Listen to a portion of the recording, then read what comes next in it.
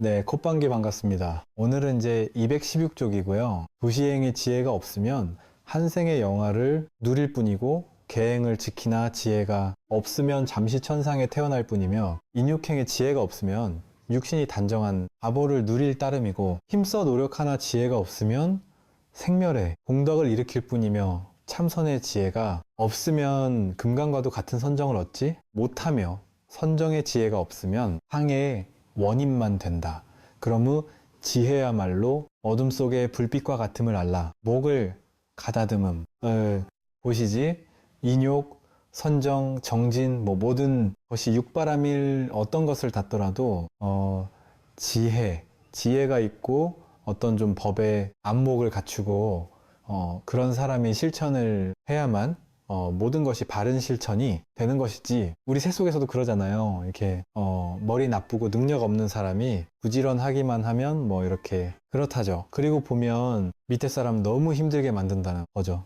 막 죽도록 시키고 근데 별 효과는 없고 그닥 이렇게 큰 결과를 만들어 내지 못하면서 막 그냥 힘만 빠지는 사람, 부산스럽게 왔다 갔다 일을 많이 하는데 별로 이렇게 결과가 없는 사람도 있고, 또 보면 별로 열심히 하는 것 같지도 않은데도 뭔가 할 때 그냥 핵심 포인트를 딱 잡아가지고 탁 해가지고 아주 짧은 시간에도 뭔가 큰 성과를 내는 사람들도 있는 것처럼이 마음 공부는 그것이 더 중요합니다. 여기서 말한 것처럼 보시를 많이 했는데 보시는 엄청나게 하는 사람이 있어요. 그런데 지혜를 갖추지 못하고 보시를 하면 지혜가 없이 보시를 하더라도 그 보시의 공덕은 있겠죠. 그러니까 여기서 말하듯이 한 생의 영화를 누릴 수 있을 거예요. 내가 그만큼 베풀었으니까 그만큼 베푼 것에 대한 공덕을 받을 수 있겠죠. 그런데 어차피 보시를 하는 건데 어차피 베푸는데 지혜가 있고 베푸는 것과 지혜 없이 베푸는 것은 아주 큰 차이가 난다.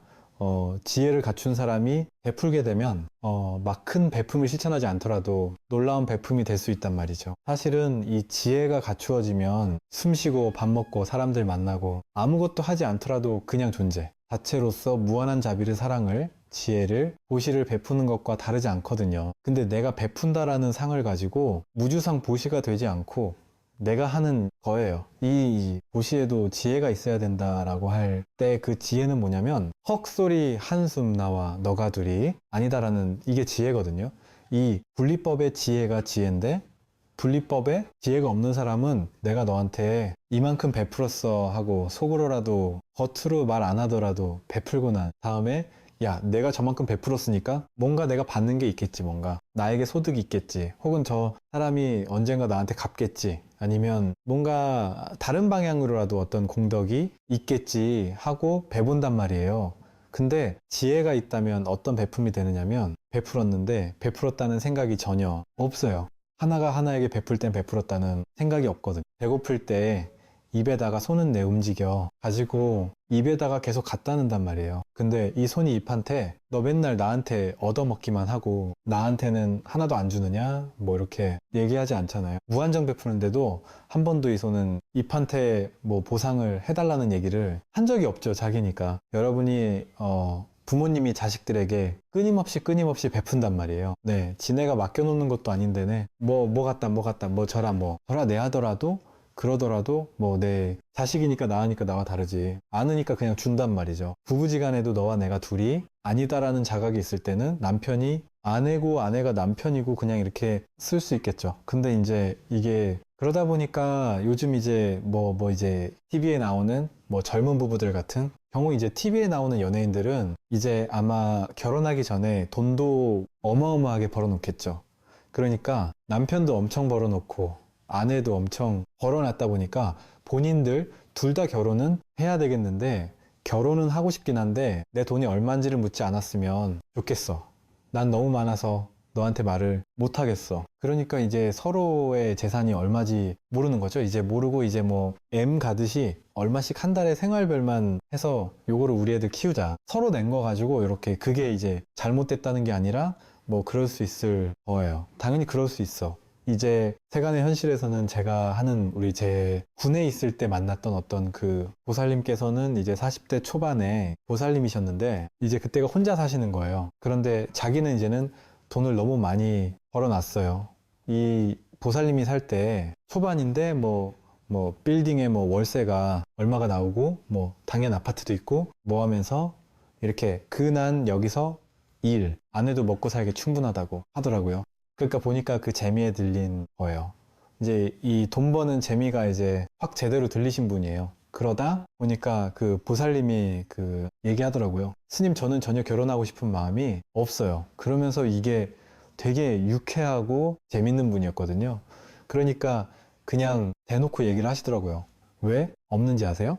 저는 제가 죽도록 번이 어마어마한 돈을 난 둘이 나눠 쓰고 싶지가 않아요. 웃음. 그 얘기를 이렇게 웃으면서 하시더라고요. 근데 그런 생각이 들 법할 거예요. 아마 그만큼 이렇게 또 많이 이제 불어놓고 그러면, 그런데 그렇게 이제 내가 엄청나게 벌어놨는데 이제 눈에 콩깍지가 낄 만한 진짜 사랑하는 사람을 만나게 되고 또 그 사람과 뭐 결혼하고 내지는 살면서 이렇게 지켜보다가 이 사람은 내가 정말 생각한 것 이상으로 정말 진실되고 정직하고 뭐 낭비하지도 않으면서 정말 나를 존중하고 사랑하고 이 사람은 정말 믿을만 하구나 싶은 마음에 내 마음에서 정말이 사람과 나는 돌이 아니구나 뭐 이런 식의 이제 정말 가족이구나, 하나의 가족이구나 이런 이제 마음이 확 열리게 되면 어느 순간 이제 뭐 상관이 없어질 수 있겠죠. 그죠? 이것처럼 진실은 뭐냐 하면, 진실은 이 보시행을 할 때 지혜가 있다라는 건 뭐냐면 너와 내가 둘이 아니다 라는 자각이 생겨난 거예요.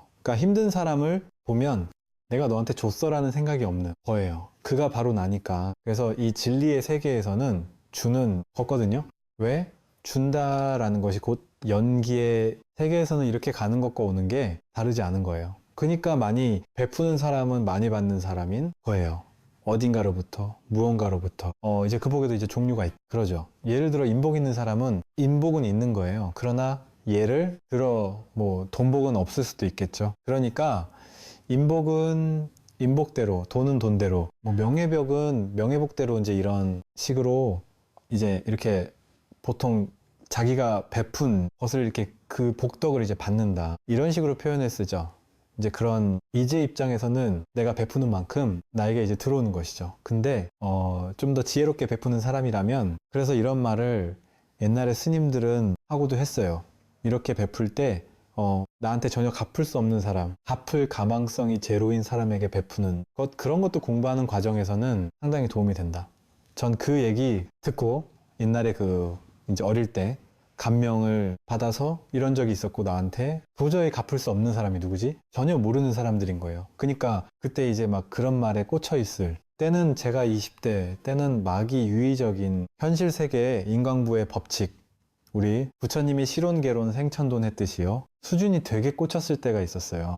되게 많이 꽂혔어요. 그래서 막 베풀고 나면 뭔가 막 뿌듯하고 내가 뭔가 이렇게 진짜 수행자인 것 같고 막 이런 마음이 너무 커서, 예를 들어 뭐 기름을 나서도 이제 그분한테 뭐라도 뭘 항상 이게 쟁여놓고 다니면서 나눠주고, 식당에 가도 밥 먹고 나오면 나눠주고, 그때 제가 아주 좋아하는 책, 이게 이런 거를 이제 좀 사다가 이렇게 나눠주기도 하고, 또 그때는 요즘처럼 이 하이패스가 없이 이렇게 계산해주는 아줌마님들이 계셨거든요. 그럼 이게 돈 계산하고 나서 이렇게 계산하고 나서 안녕하세요 하는데 뭘 하나씩 주고 이러면서 속으로 이제 얼마나 뿌듯한지야. 내가 이렇게 베푸는 사람이구나. 뭐 이런 약간 뿌듯함, 또 뭐 이 막 여기저기 몰래 이래저래 또 막 베풀고 이럴 때마다 그냥 그때 지금 이제 저렇게 생각해 보니까, 그때는 그 뿌듯함이 어디서 나오는 거냐면, 이게 둘이 아니라는 어떤 지혜가 없다 보니까 내가 이렇게 많이 베풀면 나도 많이 받을 거야. 그리고 이렇게 많이 베풀면 수행자니까 이렇게 베푸는 것이 정말 나는 훌륭한 사람이야. 뭐 이런 어떤 자기 위안 같은 것들도 꽤 있었던 것 같고, 어떤 이제 그런 베품이 된단 말이죠. 그런데 진짜 베품은 이제, 그런데 그런 베품도 나쁘다고는 할 수 없어요. 그러니까 이제 세간에서의 베품도 여기서 말하듯이 한 생의 영화를 누릴 순 있어요. 내가 베푸는 만큼 받을 수 있는 거죠. 그런데 기왕이면 더 큰 베품을 하는 게 안 낫겠다는 거죠. 진짜 큰 베품목을 가다듬음, 그거는 너와 내가 둘이 아니다라는 자각에서 오는 베품이에요. 내가 베풀었는데 여러분 자식에게 용돈 주고 뭐 내색하지? 안 뜻이, 근데 사실은 내색하죠. 예. 한 10년, 20년 키워놓고 나서 이제 애가 크고 나서 왜 나한테 용돈 안 가져오냐, 뭐 어쩌고 저쩌고 이렇게 하고, 요즘에 TV 언론 같은 데 보면 그런 거 있잖아요.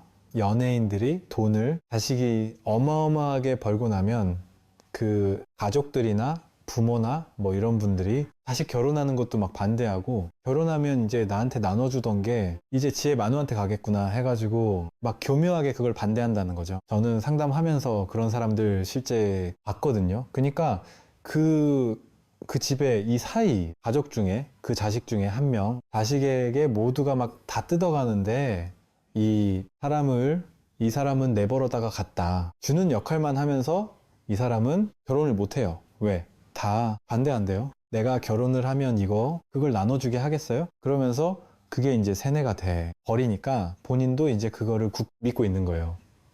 아, 나는 착한 사람이고 나는 가정의 대들보 같은 사람이라서 나는 이렇게 살아야 되는 사람이야. 그리고 이제 내가 이제 뭔가를 하려고 했을 때 뭔가 좋은 사람을 데리고 가서 인사를 시키려고 했을 때 뭔지 왠지 모르게 이렇게 막 반기는 듯한 느낌이 아니더라는. 그러면서 요즘 젊은 것들은 이제 효도도 할 줄 몰라서 뭐 너 이래봐야 나중에 저 결혼하고 나면은 부모님한테 효도 안 한다, 거기 획 버린다 이러면서 세뇌를 시키는 거예요. 아이, 그럼 저 절대 안 그럽니다. 아이, 절대 저는 부모님이 1번이에요.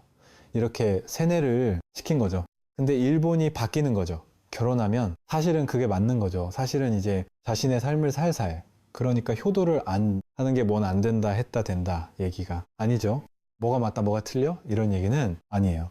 근데 그것이 이제 하나의 집착과 욕망이 되어가지고 그렇게 하게 된다면은 그렇게 당하고 사는 사람들도 은근히 있을 수 있더라고요. 뭐 극소수겠지만 뭐 그러기도 하더라고요. 그래서 어쨌든 돌아가서요. 보시할 때도 지혜가 있으면 보시 하나를 했는데도 불구하고 무량대복의 과보가 오는 거예요. 우리는 그냥 내가 너한테 보시했어. 이거는 계산이 딱 깔리잖아요. 내가 너한테 100만 원 보시했다. 그럼 언젠가 나는 100만 원을 받게 되는 이 정도의 과보를 받는다. 그런데 무주상 보시가 되면 나는 예를 들어 100만 원을 보시했는데 전혀 상의 없이 보시했단 말이야.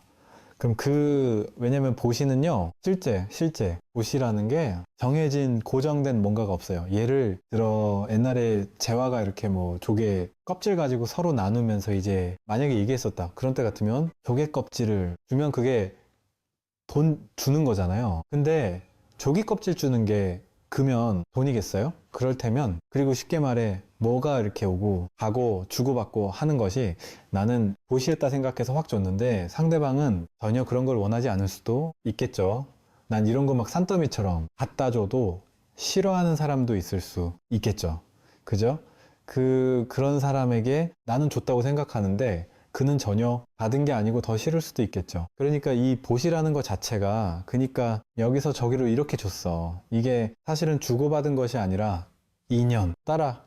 이 세상 모든 것은 인연 따라 자기가 있어야 될 자리에 있는 거예요. 이렇게. 근데 내가 저 사람한테 줬다라는 생각이 분별이 개입된 거예요. 내가 저 사람한테 주고 싶은 건 뭐냐 하면 인연이, 이게 이제 저희로 갈 때가 된 거예요. 갈 때가 되면 내가 갑자기 막 주고 싶은 생각이 날 수 있어요. 그래서 그냥 그때는 뭐 나 왜 그런지 모르고 막 꽂혀가지고 확 버려요.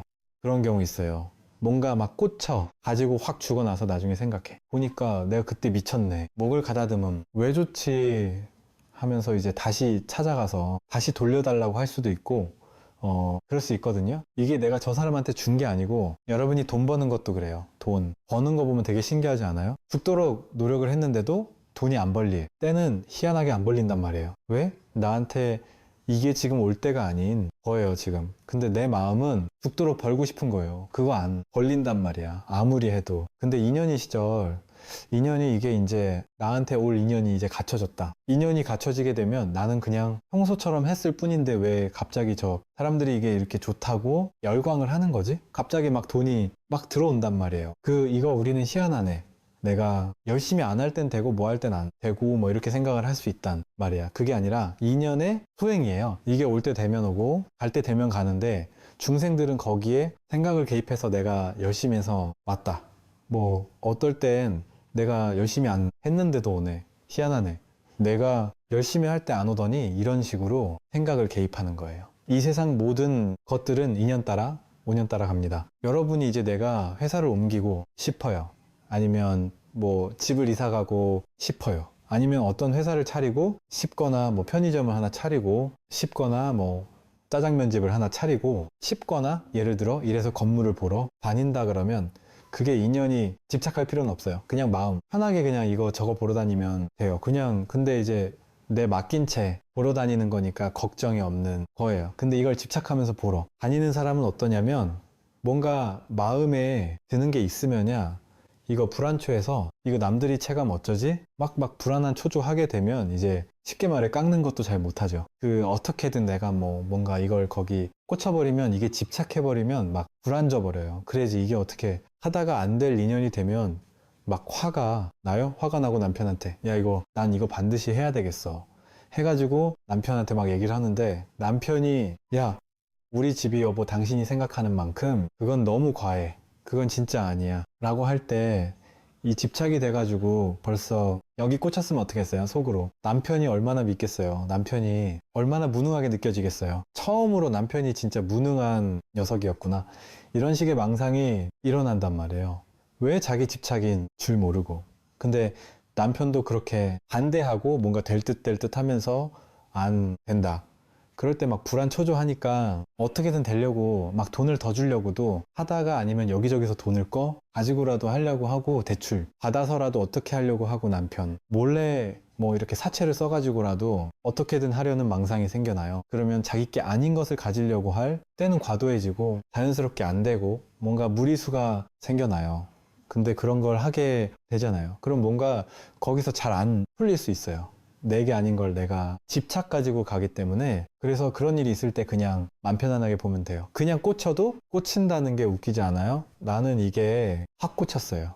하는데 그래서 이게 나한테 뭔가 꽂힌 걸 보고서는 이게 나와 인연이 꽂힌 거 아닐까요? 인연이라서 꽂힌 게 아니라 비싼 거에 우린 다 꽂혀요. 안 그렇습니까? 그 비싸니까 꽂힌 건지 뭐 그게 나라 인연이라 꽂힌 거겠어요? 원래 비싼 거는 더 좋아 보이기 마련이고 그럼 괜히 내가 그냥 집착이 막 훅 올라온 건데 그게 내 인연이 올라온 건 줄 알고 그럴 수 있다 말이에요. 그러니까 그냥 내가 할 수 있는 범위 안에서 안 되면 안 되는 범위 안에서 그러니까 그게 사실은 가장 참 어리석은 거죠. 그러니까 나는 요만큼밖에 안 되는데 과도하게 뭔가를 막 하려고 하면서 더 큰데 막 꽂혀 가지고 그 무리수를 둘 필요 그래서 인생을 살 때 가장 좋은 것은 자연스럽게 진행되는 일인가? 이걸 보면 돼요. 자연스럽게 진행되는 일이면 돼. 건되고 안 될 건 안 돼요. 그러니까 저간 어떤 스님도 당신이 꿈꾸던 어떤 일을 하려고 막 알아봤는데 너무 꿈에 그리든 곳이 딱 나왔대요. 막 딱 결정만 해. 가지고 그냥 딱 뭐라 그러죠? 그거. 이렇게 처음 비용만 딱 얼마 넣으면 이제 딱 끝나는 거예요. 그래가지고 이제 오케이 하고 막 큰맘 먹고 막 완전 가슴이 부풀어가지고 온갖 꿈을 꿔서 버풀어서 계좌번호 주세요 했더니 갑자기 안 된다고 안 팔겠다고 뭐 안 계약 안 하겠다고 이제 이랬다는 거예요. 그러니까 막 이게 인연이 아닌가 보다 진짜. 하고 싶어 너무 가슴 떴지만 인연이 아닌 건 아닌 거예요. 그냥 그럼 어쩔 수 없다 하고 그냥 탁 그만뒀대요. 그만두고 나서 하루 이틀도 안 돼가지고 바로 기존에 있던 곳에서 여기 좀 더 있어 달라. 더 좋은 일이 생긴 거죠. 근데 이거를 그냥 탁 계약금을 보내나 버렸으면 일이 안 되는 거 아니에요. 그러니까 뭔가 집착을 하게 되면 무리수가 생길 수 있어요. 그러니까 뭐 이것저것 제가 부산이대 이거 보러 다닐 때 그냥 여기저기 모르니까 이런 일이 한 번도 없었든 저 제 인생에 한 번도 없었던 일이니까 막 그냥 막 보러 다녔어요. 보러 다니기도 하고 막 여기저기 알아보기도 하고 막 물어보기도 하고 또 뭐 어디 부동산에 가서 이거 좀 보러 왔습니다. 하루에 들어갔더니 그 부동산에 젊은 뭐 이게 좀 큰데 집 뭐 분들이 여러 명이 한 6, 7명이 앉아 있다가 어떤 젊은 분이 깜짝 놀라면서 스님 어떻게 해서 막 이러더라고. 우리 목탁수 회원되더라고요.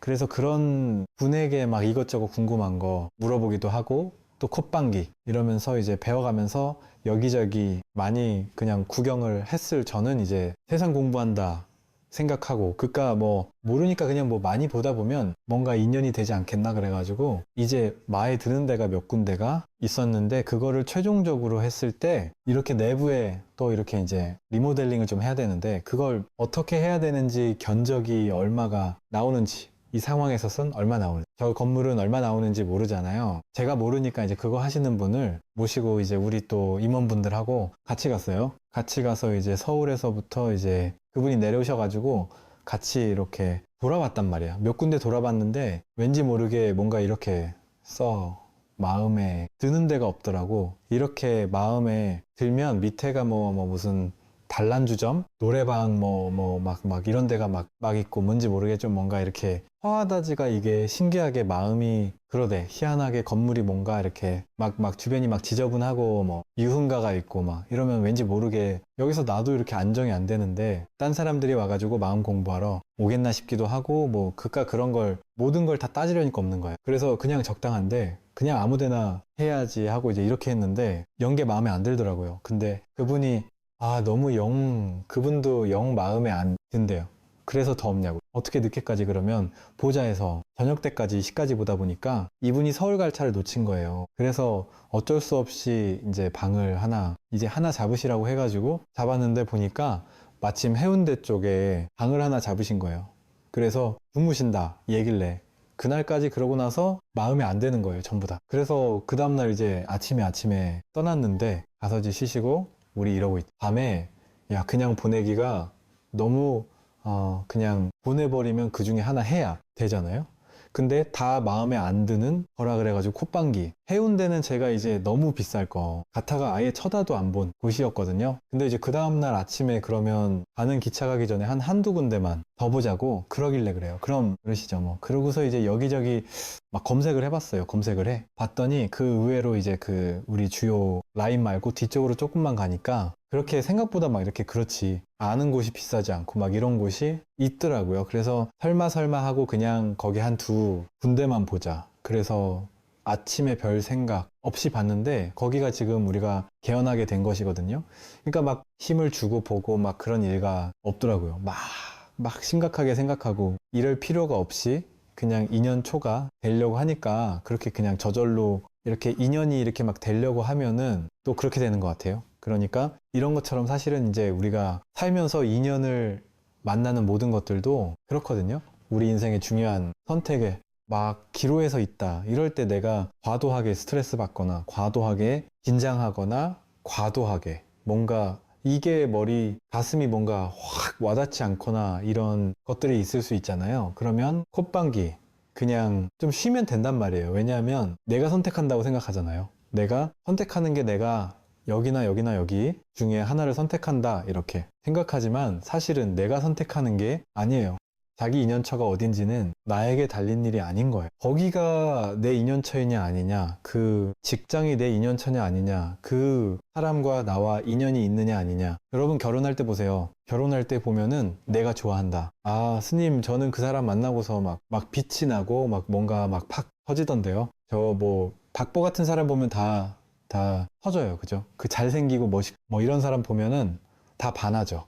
그런다고 해서 내 인연이 아닌 거죠. 그죠? 내 인연이냐, 아니냐는 그 이후에 자연스럽게 될 사람은 희한하게 된다니까요. 될 사람은 편하게 다 될 것 같다고도 안 되고, 결혼식 직전에도 끝나고. 제가 이제 예전에 이렇게 어떤 벗들을 만났는데, 옆에서, 어이구, 진짜 오랜만에 본다고 막 이러는데, 그 옆에서 새로운 친구 와서 그 친구한테 야, 요즘 뭐 신혼생활 재미있어 이러면서 막 이렇게 얘기하는데 갑자기 친구 표정이 확 며칠 전에 깨졌거든요. 결혼식 하기 직전에 콧방귀. 그러니까 이 얼굴이 확 어두워지고 또 이제 우리 생두 친구 얼마 전에 이제 왔던 생두 친구가 그때 이제 우리 수련대 갔다가 짝지가 됐다 그랬잖아요. 근데 생두 친구가 또 이렇게 여자친구를 될 건다고 전에도 한 번 더 왔었는데 제가 그 한 번 경험한 이후로는 이제 여자친구를 대고 와서 소개시켜 주는데 제가 확 말을 못 하겠는 거예요. 야, 생때 그렇게 맨날 그렇게 싸다니 만나더니만 결국 결혼하는구나. 이 말을 못 하겠더라고요. 그게 걘지를 그때 걔가 지금 앤지를 알 수가 없으니까. 그러면서 실제 스님 그때 걔 아닙니다. 이렇게 실제 얘기를 하는 친구도 있고 그 얘기를 안 해버리면 너 알 수가 없잖아요. 그러니까 목을 가다듬음. 그게 보면 그렇게 인연이라는 거는 우리가 부모님이 막는다고 자식 결혼 내가 막으면 될 것 같잖아요. 내가 막는다고 되는 게 아니에요. 인연이 되려면 어떻게든 되고. 그러니까 이게 그래서 이제 내가 한다가 우리의 아상이잖아요. 아상 나다. 내 것이다. 내 맘대로 한다. 이게 이제 아상의 전형적인 아상이 살아가는 삶의 방식이거든요. 근데 그런 아상은 없어요. 무아해요. 본래가. 그러면 내가 중심이 돼서 살아가는 삶의 방식이 아닌 건 뭐예요? 내가 사는 게 아니라 인연이 사는 거예요. 인연 따라야 된단 말이죠. 그러니까 내가 나는 마음, 나는 대로 마음을 내는 거예요. 그럼 마음 나는 대로 막 무엇이든 다 시도하고 노력하고 도전하고 다 한단 말이죠. 그런데 뭐 과도하게 막 꽂히고 막 이러는 것보다 그냥 자연스러운 흐름. 내 마음이 머리는 너무 좋은데 머리는 비싼 게 좋으니까 너무 좋겠지만 가슴이 뭔가 내 가슴이 흔연한가. 그런 걸 보면 어떤 자연스러운 자기 인연을 알 수가 있을 수 있거든요. 그래서 그냥 이렇게 흐름을 타고 살면 삶이 되게 가벼워요.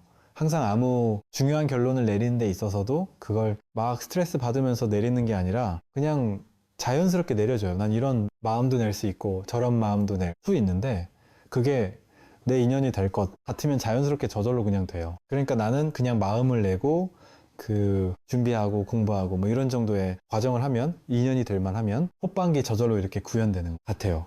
제가 살면서 살아보니까 저도 항상 그런 걸 많이 느끼거든요. 그러다 보니까 어느 순간부터 이제 힘을 빼고 사니까 그냥 자연스럽게 그냥 이렇게 내맡기고 살게 되니까 그건 사는 게 이게 그냥 재밌어. 재밌는 거예요. 뭐 하나하나가 그냥 이제 뭐 그냥 즐겁고 재밌게 유쾌하게 삶에 뭐 이런 것도 배우고 저런 것도 배우면서 그냥 재밌게 이렇게 사는 것이 되거든요.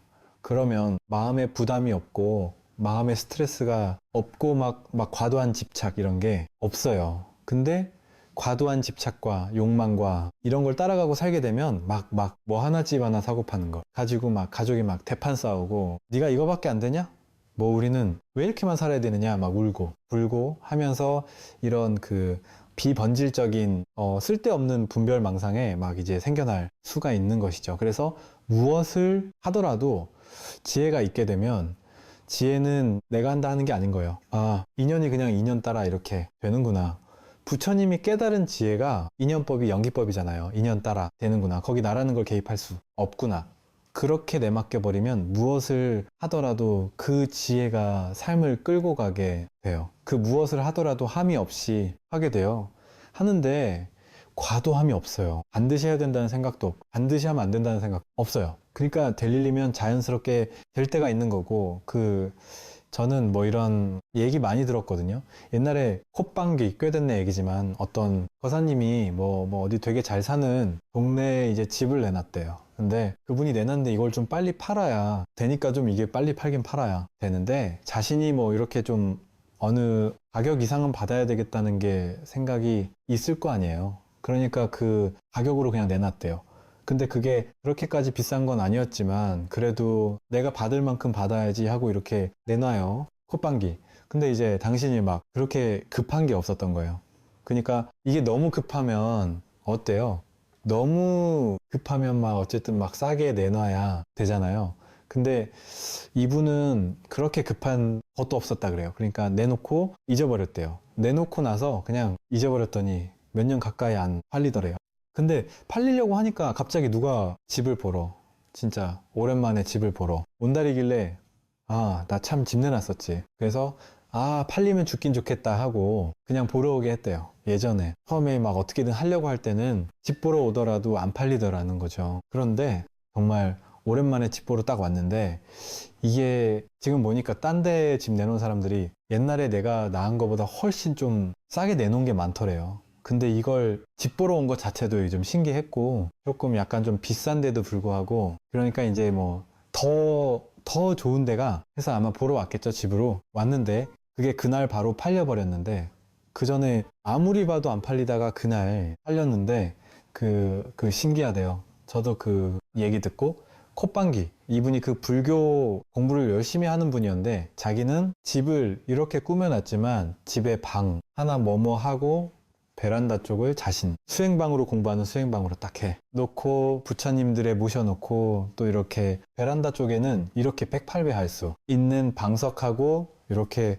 해놓고 이렇게 수행처럼 명상하는 것처럼 이렇게 딱 꾸며놨대요. 근데 그 집 보신 분이 그걸 보고서는 확 꽂혀가지고 그 내 것도 아닌데 확 꽂혀가지고는 언니 뭐 불교신가 봐요 뭐 이러면서 얘기를 하다 보니까 아 내가 뭐 불교 공부를 하고 뭐 마음 공부를 하고 그런 거 알고 보니까 이분이 뭐고 이제 서울의 큰 절에 신도회장 출신이신 거예요. 그 집 보르신 분이. 그래서 야 정말 젊으신 분이 참 훌륭하시네요 하면서 나도 여기 어디 절에 이렇게 하는데 진짜 이 공부하고 공부하는 그 수행자 집 같은 느낌이 나네요.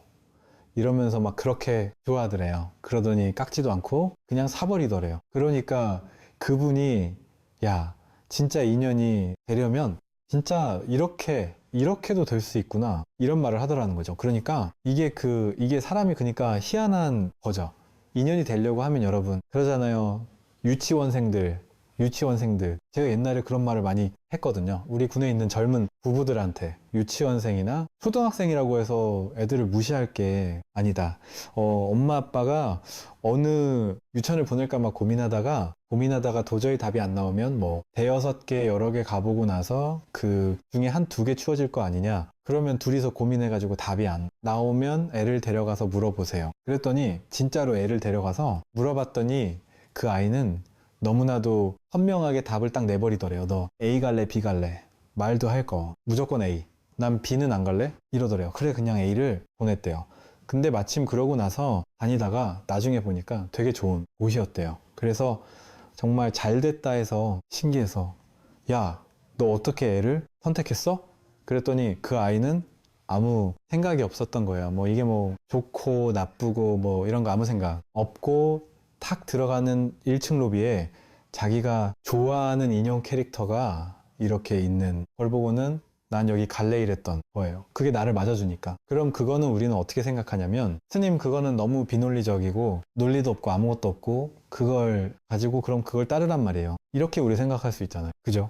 어른은 안 그렇습니까? 어른은 막 그렇게 지극히 논리적입니까? 어른들 논리적이지 않아요. 어른들도 자기가 꽂히는 뭐 하나에 괜히 꽂혀 가지고 그 집이 갑자기 꽂히고 아까 그분처럼 그 명상실 본인 것도 아닌데 놔두고 갈 것도 아닌데 거기 고치고 그 사람한테 고치니까 그냥 괜히 사고 싶은 거예요. 그 사람 아무리 좋은들 내가 집 사고 파는 거랑 상관없잖아요. 근데 그런 거에 꽂힐 수 있다니까요. 이게 꽂히는 것도 어찌 보면 인연 이연일 경우에는 그렇게 어이없는 곳에서 그럴 수 있고요. 뭐 어떤 분들은 그런다래요.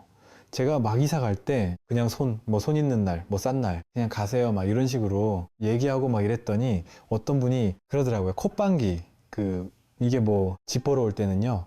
스님 이렇게 집에 뭐 있대요. 이렇게 이렇게 뭐 걸어놓고 이렇게 뭐 그런 게 있대요. 뭐가 이렇게 살짝 걸어 놓으면은 칼인가 뭐 하니까 뭘 이렇게 걸어 놓고 하면 뭐 더 잘 나간다 이런 생각을 있는 사람들도 있다니까요. 그러니까 그런 그 유치원생보다 더 어찌 보면 좀 다 어이없는 생각인데도 그런 사람도 있고 또 그러니까 이게 막 사람마다 이게 알 수가 없는 거예요. 자기가 그냥 뭔가 이렇게 아무것도 아닌데 그냥 그게 그냥 하나가 뭔가 이렇게 뭔가 확 와닿는 이런 것들도 있단 말이죠. 이제 그런 것들은 이제 내 생각이 감지하지 못하는 인연들 있잖아요. 생각은 분별밖에 모르잖아요. 근데 이제 이 인연은 생각 가지고 어떻게 할 수 있는 뭔가가 아니니까 생각이 감지되지 못한 그러나 나의 인연처라든가 나의 인연을 만날 때는 그렇게 내가 전혀 생각해보지 않았던 저는 그쪽 갈 거라고 상상도 못 했는데요.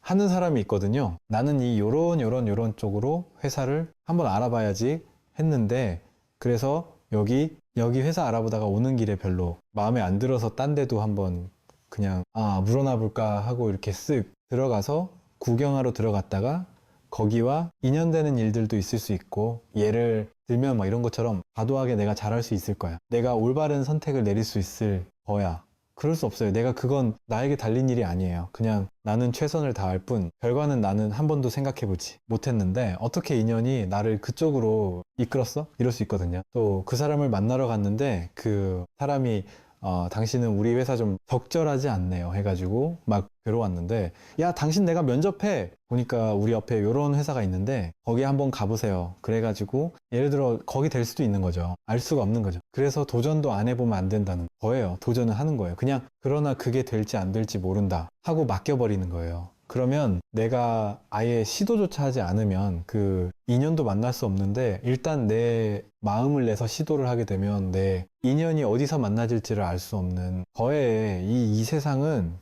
내 인연을 어디서 어떤 방식으로 찾아올지는 상상을 할 수 없다니까요. 놀라운 방식으로 자기 인연은 찾아오니까 또 계행을 지키지만 지혜가 없으면 천상에 태어나긴 하는데, 착한 일 많이 하고 계율 잘 지키면 천상에 태어나기는 한단 말이에요. 근데 계율을 지키더라도 계율을 절대적으로 지켜야 돼 하는 게 뭐냐면 어리석음으로 계율을 지키는 거예요. 그러니까 지혜가 없이 계율을 지키는 거예요. 그러니까 이게 좀 어려운 말일 수 있는데, 진짜 계율을 지키는 거는 계율로 영매이지 않게 되거든요.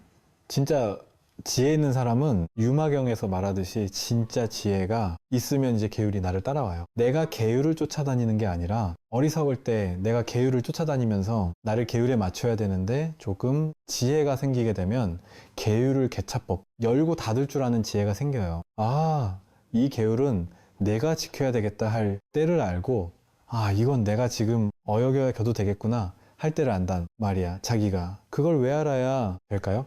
세상에 절대적인 선, 절대적인 악이라는 건 없습니다. 근데 그냥 누구나 알만한 보편적인, 다수가 공감할 만한 선악은 있죠. 그러니까 그걸 가지고 부처님은 계율이라는 걸 임시 방편으로 정해 놓은 것 뿐이지, 그것만이 절대 진실이라서 그런 계율을 정해 놓은 게 아니거든요. 그래서 정말 지혜 있는 사람은 계율에 내가 끌려다니지 않고 계율을 오히려 끌고 다닐 수 있게 돼요. 그래서 자유로워요. 계율을 지키며 사는 게 얼마나 부자연스럽겠어요. 그런데 계율 지키면서도 자유롭지만 어기면서도 자유롭단 말이야. 그러면서도 누군가에게 피해주지 않고 계율에 어긋나는 일이 하나도 없는 거예요. 겉으로 봤을 땐 어긋날 수 있지만 어긋나지 않는 거예요. 그러니까 그 사사사야다 존자인가 뭐 그분이 말하듯이 나는 과도하게 계율을 지키지도 않지만 그렇다고 계율을 막 마구잡이로 깨지도 않는다. 난 과도하게 막 저 하루에 한 끼만 먹으려고 기를 쓰지 않지만 그러나 막 마구잡이로 먹어 싸지도 않는, 나는 매일 앉아가지고 막 그냥 몇 시간을 앉아서 참선만 하는 것 아니지만 그렇다고 맨날 들어놓고 잠만 자는 것도 아니다, 깨는 것도 아니다, 이런 식으로 말을 한 것이 그냥 삶을 자유롭게 사는데 아무 문제가 없는 거예요. 그냥 우리가 봤을 땐 겉에 드러난 어떤 정말 계율을 잘 지키는 모습, 그것을 거룩하다고 생각하는데 그것이 거룩함이 아닐 수 있단 말이죠. 진짜 지혜로운 사람은 계율을 지키는 것에서, 어기는 것에서 항상 자유로울 수 있단 말이야. 그러니까 우리 옛날에 큰 스님들이나 뭐 이런 분들 일화 같은 거 보면 막 겉으로 봤을 땐 막식하는 것처럼 보일 수도 있단 말이에요. 그러니까 그런 것들은 어리석은 사람들 눈에는 막식하는 사람으로 보이지 정말 큰 스님으로 안 보일 수 있단 말이에요. 근데 이거는 안목을 갖춘 사람 눈에만 그것이 그 사람의 스승으로 보이는 거죠. 마치 어떤 그 스님께서 제자들이 보니까 그 진짜 공부하러 발심하러 온 사람이 아니라 공부하는 상관없이 뭐 그냥 이런저런 온갖 잡다한 일로 와 가지고 자기 사육 채우고 막 이러려는 사람들이 또 있고, 막 그러다 보니까 내가 좀 정리를 해야 되겠다 싶어서 어느 날 49절 하고 나서는 고기 같은 거를 막 잔뜩 하라고 그날따라 시켰대요. 막 고기도 막 올려놓고 술도 갖다 놓고 막 이러고, 쟤를 지내게 시키고 나서는 법당에 앉아 가지고 다들 불러가지고 야 이거 같이 먹자 이러고서는 고기도 뜯어 먹고 막 술도 마시고 막 그러면서 노래도 부르고 막 그랬다는 거죠. 그랬더니 많은 여러 스님들이 이제 다 떠나버렸대요. 야 여기는 이제 우리가 공부처가 아니구나, 이 스님의 안목이 어떤지를 볼 눈이 없는 사람들이 떠나겠죠. 그 스님의 법이 확실하다라는 그 법을 볼 수 있는 안목 있는 사람은 겉에 드러난 행위가 어떤 행위를 하더라도 그 안목, 법에 대한 안목을 보고 남아 있겠죠. 근데 이제 겉에 드러난 계율적인 부분, 이런 행위만 보고 중요하다고 여기는 사람들, 그런 사람들에게는 아, 이런 사람 발은 스승이 아니구나 하고 떠나겠죠. 그죠? 그래서 우르르 떠났다는 거죠. 그래서 그 다음날 이제 몇 명 안 남은 스님들 모아놓고는 야, 됐다. 이제는 숙정이 다 떠났으니까 이제는 진짜 공부를 한번 하자 해가지고 근기 있는 사람들과 공부를 했다는 거죠. 그러니까 그럴 법도 할 수 있는 것이 옛날에는 이게 은밀하게 법을 전해줘야 됐었다는 얘기를 했었잖아요. 이 법을 전할 때 이게 법이 너무 위험할 수 있거든요. 그러니까 이게 저는 지금은 열린 시대다 보니까 온갖 얘기들을 다 하잖아요. 근데 이 법문이 누군가에게는 되게 거슬리게 들릴 수 있고, 누군가에게는 되게 가슴 아프게 들릴 수도 있고, 누군가는 자기를 욕하는 것처럼 들릴 수도 있고, 자기가 하고 있는 것들이 잘못됐다고 이렇게 깨는 것처럼 들릴 수도 있고, 심지어는 당시 같으면 심지어는 어떤 임금들 입장에서 정치하는 사람들 입장에서 이거 사회를 뭔가 뒤집는 것 같은 이제 이런 어떤 질서를 깨는 것 같은 이런 식의 오해를 할 수 있는 요소도 있을 수 있겠죠, 그죠? 그래서 제자들을 6개월쯤 이렇게 지켜보고 나서 출가시키잖아요. 행자생활 6개월 1년 지켜보고 나서 시키는 이유가 거기 있거든요. 그러니까 아까 그런 일이 그 스님이 괴짜다 이렇게 생각하는 게 아니라 그런 사람들 있잖아요. 그러다 보니까 그 스님이 진짜인지 아닌지를 파악하라고 염탐하라고 보내는 예를 들어 이런 일들도 있을 수 있는 거예요. 그래서 약간 어떤 우리 국가를 허긴금을 좀 비판한다든지 뭔가 잘 이런 얘기를 하거나 너무 옳은 얘기를 막 너무 하게 되면 사람들이 이렇게 각성을 하잖아요. 신자들이 그걸 못하게 만들어야 되다 보니까 그런 걸 보냈을 수도 있겠죠. 예를 들면. 그러니까 시대적 상황상. 그러다 보니까 그런 사람들 쫓아보내기에는 얼마나 좋은 방편을 쓰신 거예요. 그런 사람들 입장에서선 그 스님 그냥도 같은 거 없어요. 그냥 보니까 내 술이 낮춰먹고 그냥 그닥 훌륭한 스님도 아니라서 신자들한테 영향력도 없겠어요. 이렇게 예를 들면 복을 할 수도 있겠죠. 이태면 그런 걸 통해 이렇게 쭉정이들을 쳐낼 수도 있겠죠. 이럴테면 실제 그래서 그런지 알 수 없지만 그러니까 그런 식의 지혜가 있으면 이게 지혜가 있고 있는 것과 없는 것이고 그 안목이 그거는 차이가 있는 것이죠. 인욕행에 지혜가 없으면 무조건 인욕에 지혜가 있어야 돼요. 그러니까 이것도 참 어찌 보면 이제 잘못 들으면 또 이제 좀 안정한 사람들이 많은데 옛날에는 스님들이 콧방귀 출가하는 것은 어떤 게 최고의 수행자 스님이었는지 아세요? 스님들이 출가하면 무조건 스승이 훌륭하고 훌륭하지 않은지 스승의 안목이 나를 깨우쳐 줄 수 있는 스승인지 아닌지를 판별하고 가야 되잖아요. 사실은 솔직히 말하면 그게 제일 중요한 거예요. 이게 내가 출가하냐 마냐가 중요한 게 아니라 내가 출가할 때 어떤 스승님 밑으로 출가할 거냐 이게 사실 제일 중요해요. 사된 스승님 밑에 출가할 뻔이면 그거는 출가 안 하는 이만 못 하잖아요. 그런데 우리 불교 집안에는 한때 이런 게 있었다고요. 행자가 스승을 정하고 오면은 아르마리 분별이라고 그냥 들어와서 아무데나 정해주는 분 밑에 가면 되지 이렇게 이제 생각하기도 했었단 말이죠. 왜냐면 아마 그때는 막 거기서 거기였겠죠 아마. 그러니까 그냥 순번대로 이렇게 해라 이런 어떤 질서를 하려니까 그럴 수도 있었을 거예요. 근데 이제 그때 당신은 나는 훌륭한 스승이 누군지를 보고 나는 거기 찾아가겠다. 그래서 저는 이 스승 아니면 안 하겠습니다. 이렇게 얘기하면 저 행자가 말이지 저 너무 이렇게 이렇게 생각할 수도 있었단 말이죠. 근데 사실은 출가는 그게 중요해요. 저가 그걸 느낀 것이 출가를 해가지고 그 스승 밑에 한 6개월 살았어요. 그러다가 이분을 보니까 한 3개월, 6개월 살아보니까 야 이분은 영 아니구나. 도도 아니고 도만 아니면 그러니까 도라이라도 있으면 현실은 너무 힘들게 하던 성격이 이렇게 똑같든 어떻게 하더라든 내가도 하나를 보고서 참고 버틸 수 있잖아요. 근데 가만히 보니까 도도 없어. 그런데 성격도 괴팍해. 욕심도 많아.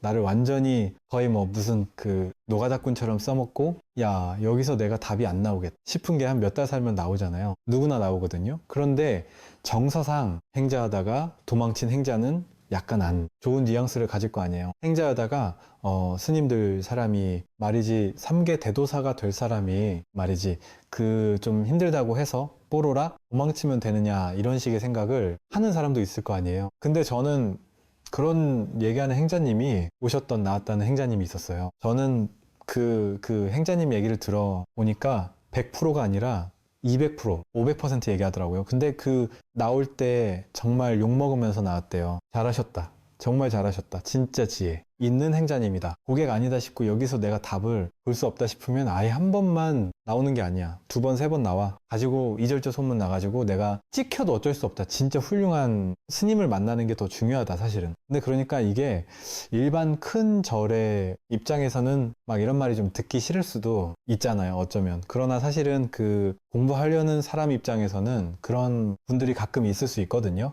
그런 스승님들이 가끔씩 보면, 야, 진짜 이 자기 행상자를 완전 그냥 그 진짜 노동력처럼만 생각하고 공부다 가르쳐주고 또 공부를 가르쳐줄 능력도 없고 공부를 가르칠 능력이 없으면 여기저기 보내가지고라도 공부를 좀 시키도록 하고 혹은 뭔가 자유롭게 이렇게 뭔가 공부할 수 있도록 뭐 뒷받침해 준다든지 뭔가 이래야 되는데 그럴 것도 없이 그런 분들도 있단 말이죠.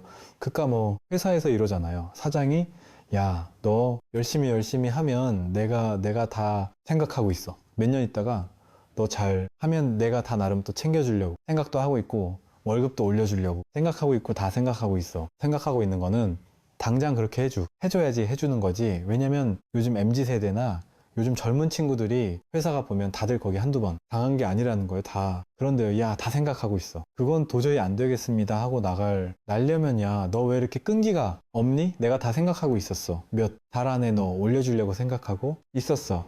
이제는 믿을 수가 없다는 거예요. 목을 가다듬은 그 콧방귀 그런 거랑 뭐가 다르겠어요? 그래서 쉽게 말해서 아, 내가 공부면 공부 아니면 내가 성품이라도 참 훌륭하고 해서 내가 참 정말 이런 분은 보셔도 좋겠다라. 뭔가 이게 내가 탁 할 만한 이유가 있을 때는 그거 있어야 되지만 그게 아니다 싶으면 과감히 뛰어져 나오는 게 나쁜 게 아니에요. 그래서 실제 절집의 분위기가 행자님들 만나보면요.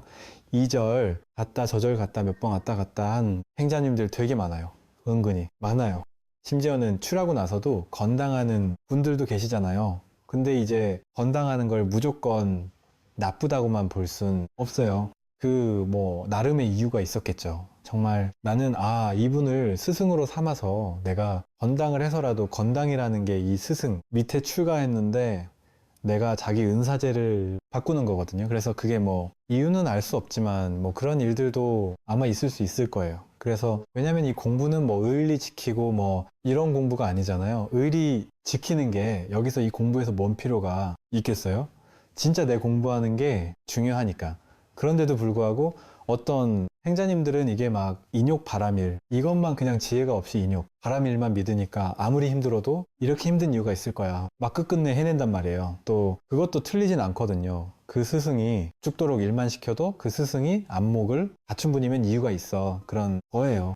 뭐 밀랍바도 그랬다. 뭐 다연 많은 스승들 중에 보면 일부러 제자들을 엄청 힘들게 막 그냥 고생시키는 분들도 있어요. 그래서 그 사람이 이러더라도 네가 진짜 이 공부에 대한 헌신이 정말 지극한가를 보이려고 하는 분들도 있거든요. 그러니까 그분의 의도가 어떤지를 잘 알아야 되는 거죠. 그럼 그런 분 같으면 나를 뭐 죽이든 살리든 내가 인육바람을 하면서 버틸 필요가 있는 거겠죠. 근데 그 지혜를 가지고 한번 보겠다 하고 하는 게 아니라 그냥 계속 그러는 사람이라는 게 명확하면 뭐 굳이 그래 있을 필요가 없죠. 그런데 그래야 되는 줄 알고 그냥 출가하는 건 뭐 은사 스님 뭐 훌륭한 유모와 상관없이 부처님법이 좋으니까 무조건 출가해서 거기서 죽자 사자 뭔 일을 지켜도 막 그냥 인욕바람일만 하면서 30년 40년을 버텨야 된다. 그 생각만 한다면 그거는 어리석은 인욕바람일이죠. 그러니까 겉모습만 인욕바람일인 거예요. 인욕에도 지혜가 있어야 된단 말이에요. 그러면 그렇게 무작정 참고 믿는 인욕만 하는 스님들을 보면 주변에서선 보면 뭐라겠어. 이야, 저 스님 참 단정한 과보를 누려요. 저 스님 참 훌륭하다. 얼마나 탄탄하겠어요. 야, 이 한숨 힘든 거를 그냥 묵묵히 버텨내면서 저렇게 하는구나. 힘든 걸 묵묵히 버텨내면서도 내 마음속에서 뭔가 법에 대한 굳은 헌신의 믿음을 가지고 법을 요즘 같으면 사실 또 괜찮기도 해요. 내가 막 여기서 바라는 스승이 없더라도 내가 또 어떻게든 내가 인터넷을 통해서든 뭐 어떻게든 공부도 할 수 있으니까 뭐 그럴 수는 있지만 그래서 이렇게 콧방귀 인욕의 지혜가 없으면 단정하냐 저 훌륭하다 이런 과보는 받을 수 있겠지만 그게 자신을 정말 이끌어 주지 못할 수도 있어요. 또 힘써 노력하지만 지혜가 없으면 진짜 공덕을 잃어버려. 힘 노력만 죽도록 하고.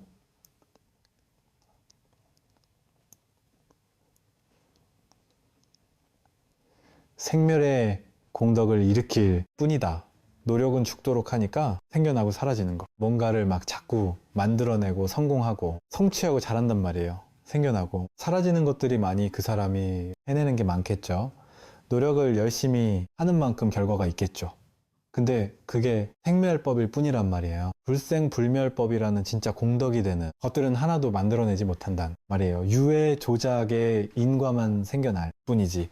근데 진짜 공부는 노력하되 노력함이 없는 노력을 해야 되거든요. 그냥 무대보로 노력만 하면 되는 게 아니고 지혜니까 지혜가 있어야 하대함이 없이 하는 노력 아닌 노력을 할 수 있게 된단 말이에요. 근데 그냥 지혜가 없으면 앞만 보고 그냥 티타 노력만 하면 힘은 힘대로 빠지고 진지는 진대로 빠지면서 그러니까 생사의 과복생멸의 공덕만을 얻게 돼요. 근데 이 공부는 불생불멸의 진짜 공덕을 얻어야 되는 거거든요. 참선하는데도 지혜가 없으면 금강과도 같은 선정은 얻을 수 없어요. 참선은 정말 열심히 잘하는데 가짜 선정만 얻는 거예요. 금강과도 같은 선정이 뭐냐면 금강은 깨트려지지 않는 선정이잖아요. 근데 금강과도 같은 선정은 보세요. 금강이라는 게 금강경활. 때도 금강이 무슨 비유냐면 깨도 깨트려지지 않는 것. 그걸 이걸 상징하는 거 비유로. 그러니까 금강이라는 거는 그 무엇으로도 더 이상 깰 수 없는 걸 얘기하는 거거든요. 깨지지 않는 거. 그게 진짜 삼매라는 거예요. 진짜 삼매는 깨지지 않는 거예요. 근데 콧방귀 일반인들이 지혜가 없는 사람이 추구하는 삼매는 뭐예요? 들어왔다 나갔다는 삼매잖아요. 참선 오래 하면 명상의 선정에 들어갔다가 삼매에 들어갔다가 명상에서 나오면 삼매 깨진단 말이에요. 삼매가 생겼다 사라지는 삼매잖아요. 금강과도 같은 삼매가 아니잖아요. 생겼다 사라지고 얻었다가 잊어버리고 그러는 삼매잖아요. 그런 삼매는 외도의 삼매라 그래요. 진짜 삼매가 아니란 말이죠. 그러니까 그 삼매도 나쁜 건 아닌데 그런 삼매도 공부하는 과정에서는 큰 공부에 도움이 되는데 그것만이 전부라고 알면서 그런 삼매에만 매여 있으면 그건 지혜가 없는 삼매이기 때문에 진짜 삼매가 될 수 없어요. 진짜 선정이 될 수 없어요. 그런데 대부분의 명상단체는 전부 다 이런 가짜 삼매를 가르친단 말이에요. 금강가도 같은 삼매가 아니에요. 금강가도 같은 삼매는 만드는 게 아니에요. 자선을 통해서 만들어내는 게 아니에요. 언제나 늘 있는 거예요. 언제나 늘 삼매 아닌 거 적이 없단 말이에요. 오고 가는 게 아니에요. 항상 말할 때 삼매고 움직일 때 삼매고 생각할 때 삼매고 견문각제할 때 언제나 삼매 아닌 게 없는 거예요. 그러니까 하루 종일 일해도 일한 바가 없고 생각해도 생각한 바가 없고 행동해도 행동한 바가 없고 모든 걸 다 하는데도 삼매가 전혀 깨지지 않는 게 그게 진짜 삼매인 거예요. 그래야 자유 아니에요? 이렇게 앉아 있을 때만 삼매고 일어나면 바로 깨진다면 그 어떻게 삼매겠어요? 그러니까 이런 진짜 삼매 금강과도 같은 삼매와는 거리가 먼 거예요. 지혜가 없으면 그러니까 참선을 하더라도 무대보로 그냥 앉아만 30년, 40년 앉아만 있는다고? 그게 삼매가 아니에요. 그 어리석은 짓을 하고 있는 것일 수도 있단 말이에요. 지혜가 동반되는 삼매를 얻어야만 그게 진짜 삼매가 되는 것이죠. 선정에도 지혜가 없으면 공연히 번뇌, 망상의 원인만 짓게 된다. 고요히 선정을 아무리 선정을 다 지혜가 돈바까? 그러니까 선정과 지혜라는 게 양 날개라고 하잖아요. 무조건 선정만 닦으면 안 된다. 이게 지혜가 함께 있는 선정을 닦아야 한다. 이런 지혜야말로 어둠 속의 불빛과 같음을 알아야 하는 거죠. 언제나 기쁜 마음으로 보시하여 복을 지으면 누구를 만나도 부끄럽거나 두렵지 않다.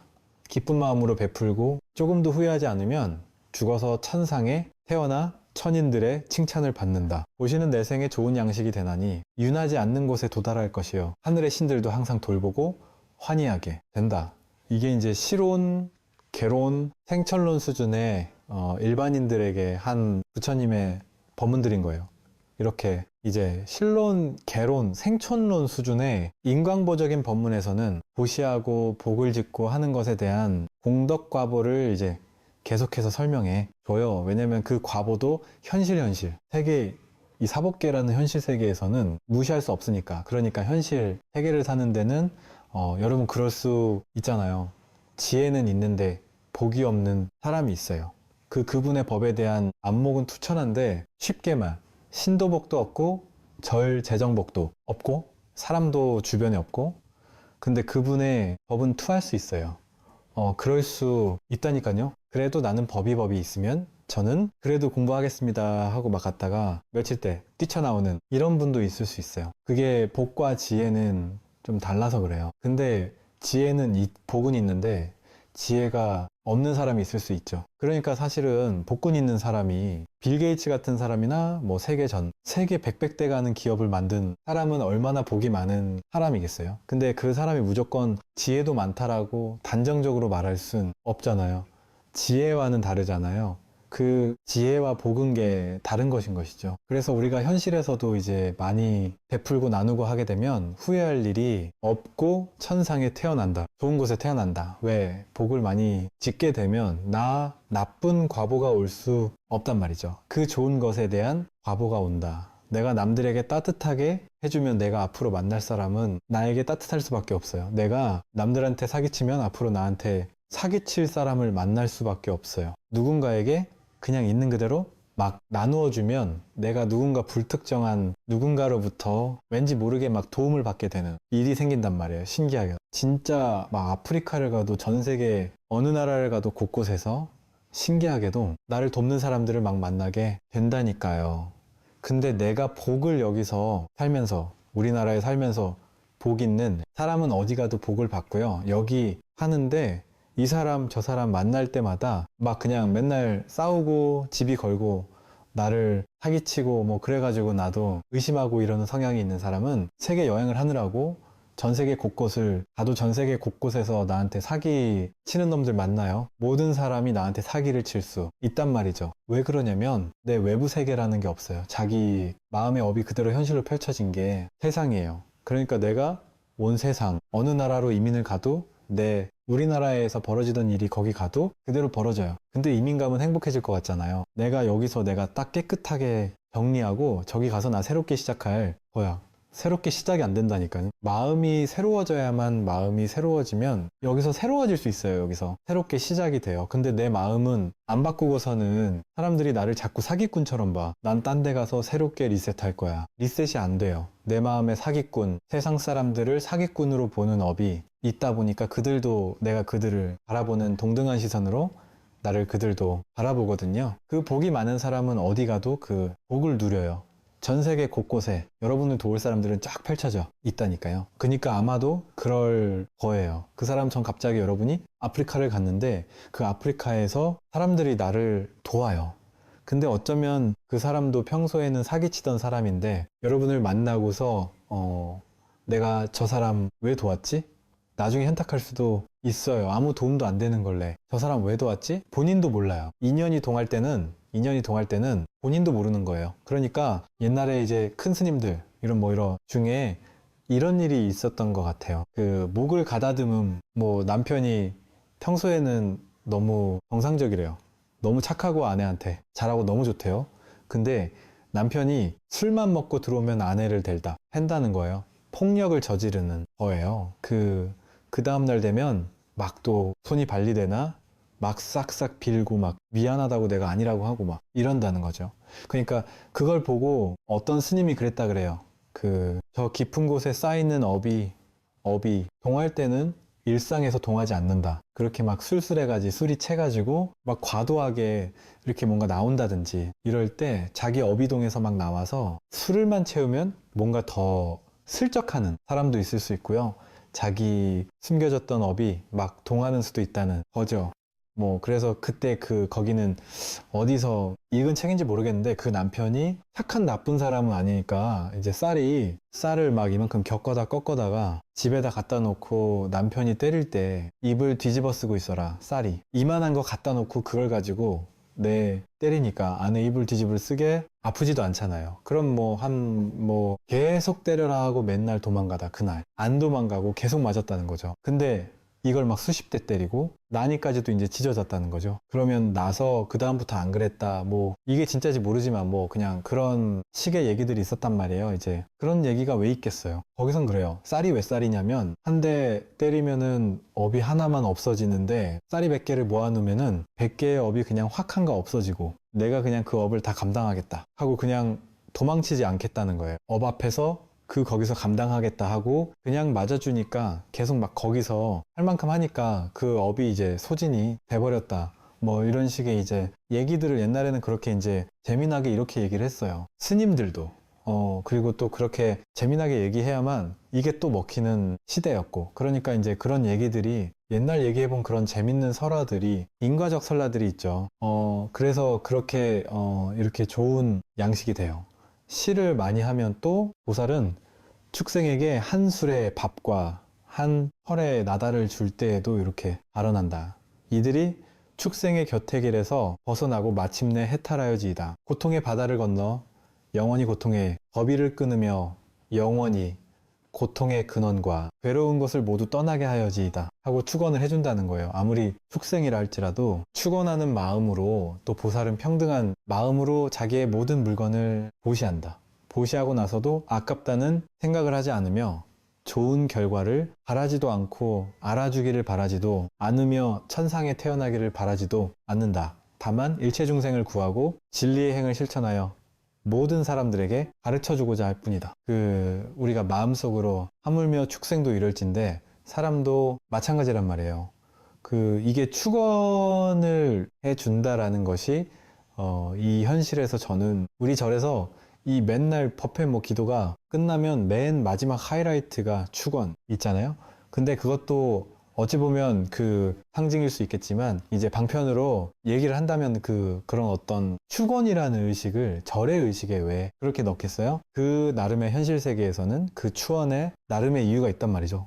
그러니까 우리가 이 세상은 마음의 세계라고 했잖아요. 내가 상대방을 향해서 우린 보통 아상과 에고에 묶여 있는 사람은 나 잘 됐으면 좋겠어. 나를 위해서만 축원을 하지. 상대를 위해서는 축원을 안 하고 못해요. 왜? 하나님의 마음을 낼 수가 없어요. 왜? 나분이 아상분이의 삶을 사니까 나만 잘 되고 싶은 거예요. 근데 나만 잘 되려면 상대가 잘못돼야만 내가 잘 되는 이런 식의 분별의 구조 속에만 평생을 살거든요.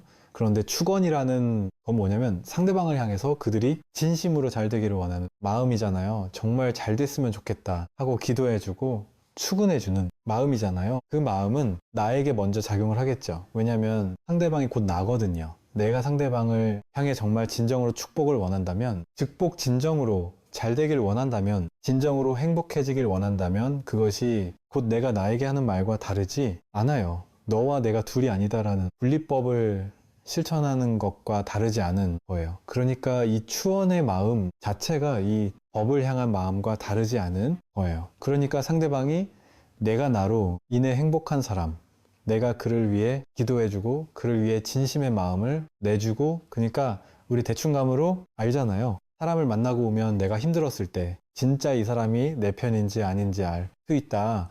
이 사람을 만나고 왔는데 사람이 진정으로 나를 위해 추원해 준다고 느껴질 때 평소엔 그게 안 기쁜데, 내가 정말 힘들 때 이 사람이 나를 위해 정말 기도해주고 있구나, 축원해주고 있구나, 정말 원하고 있구나라는 걸 알기만 해도 그 감동은 이로 말할 수가 없는 놀라운 감동이 일어나거든요. 왜냐면 콧방귀, 비일상적인 거거든요. 왜? 모든 사람은 자기를 위해 살지 남을 위해 그렇게 진심을 내지 않아요. 일반적인 사람은 아상으로 사니까. 그런데 자기가 힘들었을 때 나는 더 무너지거든. 근데 그렇게 무너질 것 같을 때 누군가가 나를 향해서 진심으로 따뜻하고 사랑스럽고 이런 마음을 내주면 그 감동은, 이게 왜 이렇게까지 감동을 내가 하는 건지를 알 수가 없는 정도의 감동이 온단 말이에요. 왜? 이건 너와 내가 둘이 아니다라는 어떤 여기서 오는 감동일 수 있거든요. 그래서 그렇게 됐을 때 나로 인해서 누군가가 진정으로 행복해지잖아요.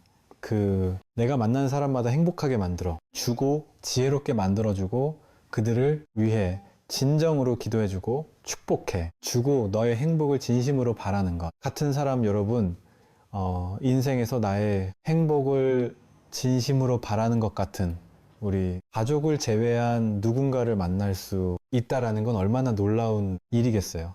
그러니까 그거를 맞다.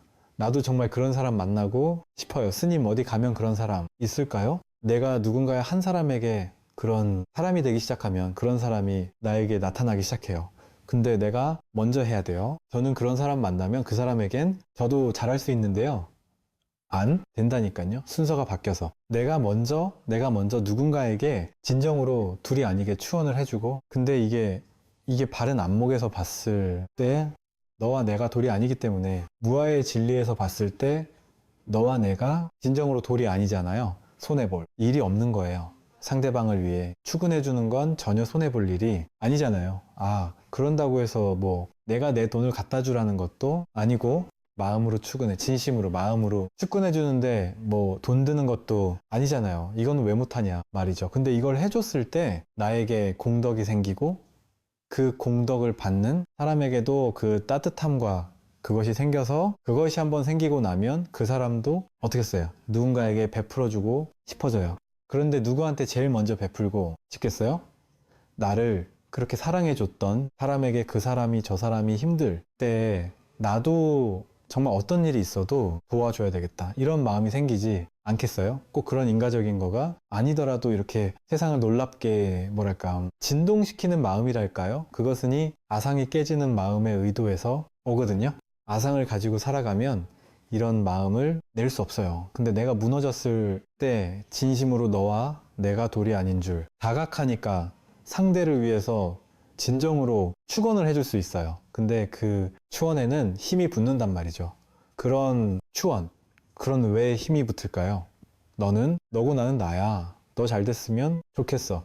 거기 힘이 안 붙어요. 왜냐면 너고 나잖아요. 너한테 내가 마음 내준다고 되겠어요? 근데 우리가 내가 나에게 마음 낼 때는 다르잖아요. 자기니까. 그러니까 내가 상대방에게 축원을 해. 줬는데 그걸 나라고 생각하며 축원해. 줬어요. 그럼 그건 내 일이 된단 말이야. 그건 힘을 붓는단 말이야. 둘이 아니니 원천의 자리에서 나온 거기 때문에. 그러니까 스님들이 그렇게 힘들려서 죽은 카드를 읽고 하시는 이유가 있지 않겠어요? 그래서 그 정말 지극한 마음으로 이렇게 추원해주는 이런 마음을 가득 담아서, 그러니까 스님들이 기다 보면요, 그러니까 나중에 가면은 뭐 이게 어찌 보면은 가끔 아무리 콩나듯이 맨날 하다 보니까 이렇게 습관적으로 읽는 분도 있을지 모르겠으나, 많은 스님들과 대안 나눠나 보면요, 그 스님들인 이제 이런 얘기들을, 우리 현실적 방편의 얘기를 스님들은 더 많이 들어요. 그래서 스님들은 어떤 얘기를 하시냐면 이런 얘기들 많이 해요. 정말 이제 기도해 줄 때 있잖아요. 우리는 기복, 불교라고 해서 무시할 수 없는 이유가, 기도해 줄 때 정말 좋으신 스님들이 어떤 마음을 가지시냐면, 내가 정말 상대방을 위해 해줄 수 있는 건 정말 마음 내주는 것밖에 없고, 내가 뭐 가진 것도 없고 할 수 있는 게 아무것도 없지 않느냐. 근데 내가 마음 내주는 거, 이건 내가 정말 할 수 있는 거다. 그래서 내가 정말 기도하고 출근해 줄 때는 정말 진심을 다해서 나는 해주는 걸 제일의 원칙처럼 알고 해주신다, 이러는 마음을 내는 분들 계시거든요. 그래서 옛날에 이제 뭐 뉴에이지 내지는 뭐 금엄 그런 관련된 책 같은 거 보면, 상대방을 위해서 예를 들어 저 미국에 있는 사람이 한국에 있는 사람을 위해서 막 출근해 줬을 때 이 사람에게 실제 좋은 일이 막 생긴다는 거예요. 뭐 그런 식의 이제 다양한 책들도 막 있고 그랬었거든요. 근데 그게 영 허당의 얘기는 아닐 수 있단 말이죠. 왜? 시공이 없거든요. 이 본 마음을 터치하는 마음에는. 근데 너는 너, 나는 나 하는 마음은 이 본질의 둘이 아니니 본바탕의 마음을 터치시킬 수가 없어요. 근데 너와 내가 둘이 아니다라는 아상에고가 무너진 마음은 너와 내가 둘이 아닌 한 마음의 자리를 터치한단 말이야. 그러니까 한 마음 자리는 너와 내가 둘이 아니니까 나는 너를 위해 기도했지만 나를 위해 기도한 거예요. 그러니까 그 기도가 얼마나 힘이 될 수 있겠어요? 정말 그런 어떤 뭔가 이게 이런 것들을 또 너무 과하게 얘기하면 이게 또 뭔가 자꾸 이렇게 너무 기복적으로만 갈 수가 있어서 뭐 적당히만 얘기를 하는 건데, 이렇게 이야기 나올 때는 얘기를 하게 되고요. 뭐 저도 사실 그런 거 이렇게 좀 조금씩 느끼거든요. 콧방귀 이제 진짜 이게 저 쓸데없는 이 저질 체력 때문에. 근데 이렇게 막 그날따라 막 더웠는데 이 그 삽질을 이렇게 몇 번 이렇게 막 했는데 그것도 한노란 거예요. 그래가지고 내리고 앉아 가지고 와. 내가 진짜 이제 진짜 체력이 이게 이렇게 막 안 되는구나. 이러면서 되게 어이가 없었거든요. 근데 그러고 나서 갑자기 그날 막 이렇게 코하고 목이 막 이렇게 간질간질하고 코감기 같은 게 이렇게 막 있는 거예요. 그런데 법회할 때 이제 그 막 코맹 소리가 났나 보죠. 그들이 많은 분들이 마음으로 정말 나기를 막 추원해주는 마음들이 막 느껴지잖아요. 이게 그게 이렇게 그 뭐 꼭 그걸 말을 해야만 느껴지는 것도 아닐 수 있잖아요. 그게 진심인 게 이렇게 느껴지잖아요. 근데 그러고 나면은 그 정말로 이게 뭐 난다 안 난다 이래버리면 그거는 이제 뭔가 이렇게 또 이상한 일이 돼버리고 그런 게 영 없는 게 아니라니까요. 왜냐면 누군가를 위해서 우리가 마음을 내준다라는 그거는 정말 사실은 큰일이에요. 왜 그러냐면 이 세상은 물질 우주가 아니라 마음의 우주거든요. 이 세상은 물질 세계가 아니에요. 마음의 세계예요. 마음에서 시작해요. 모든 것은 이 세상 전체가 자기 마음에서 시작돼요. 그러니까 마음이 변화를 시작하면 세상도 변화는 시작되는 거예요. 나로부터 변화를 시작하면 세상도 변해요. 자기가 이 우주에 창조주고 점을 주거든요. 그러니까 내가 상대방도 내가 축원해줬을 때 내 세상이 밝아지는 거예요. 그래서 상대방을 위한 이런 축원, 심지어는 강아지, 고양이 한 마리를 위해서도 이렇게 그들이 영원히 괴로움에서 벗어나지기를, 영원히 고통에서 벗어나지기를 축원해 주는 것, 그들이 완전히 고통에서 벗어나지기를 축원해 주는 것, 그게 진짜 축원이거든요. 그게 괴로움의 소멸이니까. 그게 멸성제 괴로움의 소멸이죠. 그래서 보살은 평등한 마음으로 자기 것을 보시하죠. 보시하고 나서도 아깝다는 생각 안 하죠. 내가 나에게 보시한 거예요. 좋은 결과를 바라지 않아요. 결과를 뭐하러 바래요? 그냥 자기가 자기 해야 할 일 한 건데 인연 따라 할 일 한 건데 알아주길 바라지도 않고 그 결과 천상에 태어나겠지 하고 기대하는 마음도 없단 말이죠. 그랬을 때 그게 진짜 보시의 완성이에요. 진짜 보시의 완성. 아무것도 기대하지 않고 바라지 않을 때 막 이 얘기 나왔으니까 그냥 지금 하는데 이런 얘기를 제가 할 일이 많지가 않다 보니까 그런데 이건 사실은 우리 저 대원 정사에서 했어야 되는 얘기인데 제가 이제 이번에 이제 해운대 법당도 그렇고 대원 정사도 그렇고 이제 어찌 보면 이제 새롭게 이제 법회를 이제 새롭게 도약하는 어떤 이런 시작하는 입장에서 우리 봉사해 주시는 많은 봉사해 주자분들을 모아놓고서서 몇 가지 말씀을 좀 드렸어요.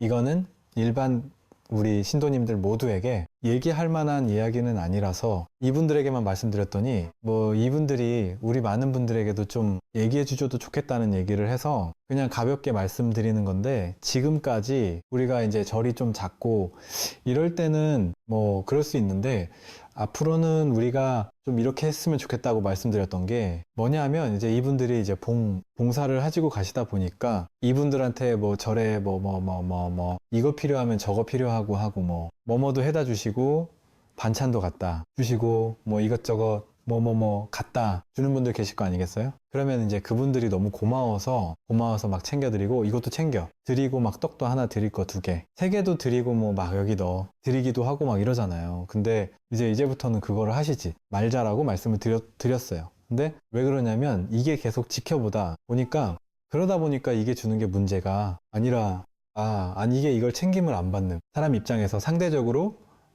저 사람은 저렇게 많이 챙겨주고 왜 나는 안 챙겨주지? 그런데 또 이게 이렇게 물품으로 보시하는 분도 계시지만 나는 말 안 하고 전혀 상 안 내고 티를 안 내고 또 다양한 많은 도움을 주는 분들이 너무 많으시거든요. 그럼 그분들은 속으로 나도 말 안 해서 그렇지 나도 한 챙김 받을 일이 했는데 저렇게만 하지.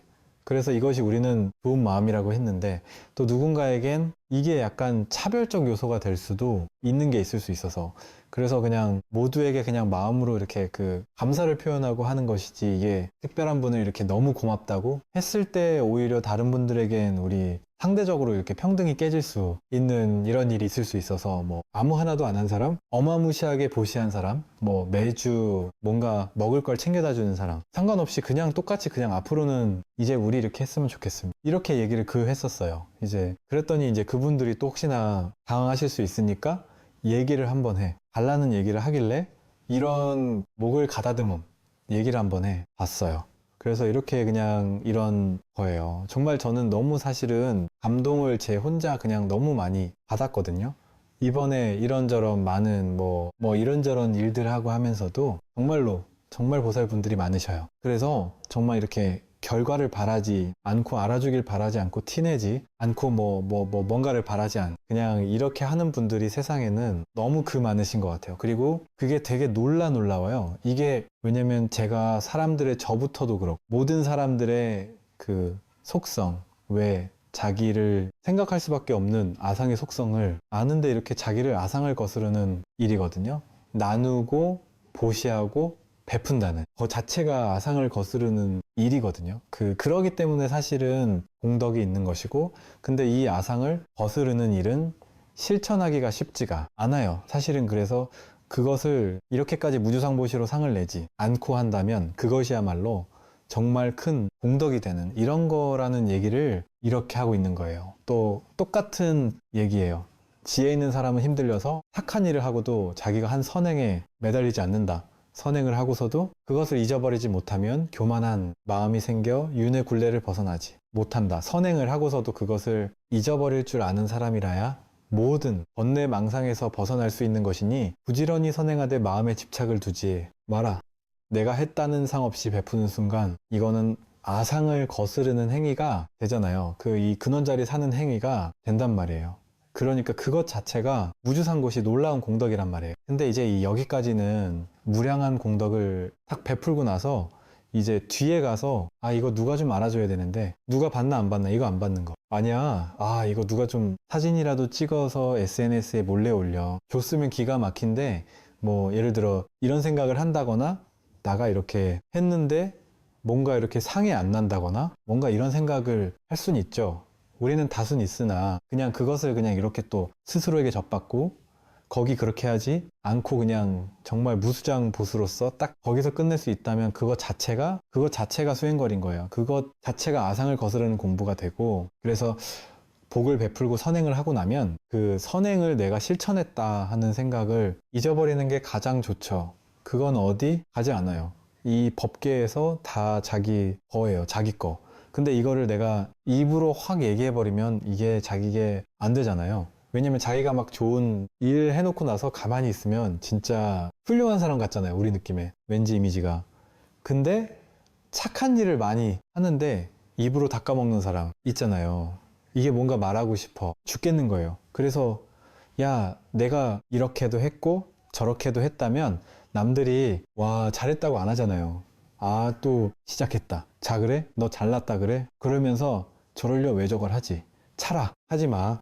그래서 안 하는 이만 못한 것처럼 이렇게 까먹는 일도 생겨요. 그러면 자기가 해놓고나 자기 해먹은 공덕을 오히려 까먹으니까 더 역효과가 오기도 하죠. 그러잖아요. 그러니까 이게 신기한 거예요. 이게 이 콧방귀 중생세관이 되게 신기한 거예요. 어차피 똑같이 베푼 건데 그걸 입으로 까먹어 입으로 해버리면 그게 오히려 더 마이너스가 되고, 입으로 얘기를 하지 않아 버리면 잊어버려 버리면 그게 훨씬 더 큰 공덕이 되잖아요. 그러나 아예 드러나지 않아서 다들 까먹을 수도 있지만 그게 법계에서는 다 알고 다 본단 말이에요. 우주법계 부처님이 알아주면 되지 뭐 누가 남들이 알아주면은 그게 오히려 뭐 별로 좋을 게 아니란 말이죠. 사물에 통달하는 사람이 평화로운 경제에 이르러 이와 같이 선언하라. 살아 있는 고운 것은 다 행복하라. 평안하라. 안락하라. 마치 어머니가 목숨을 걸고 외아들을 지키듯이 모든 살아있는 것에 대해서 한량없는 자비심을 바라라.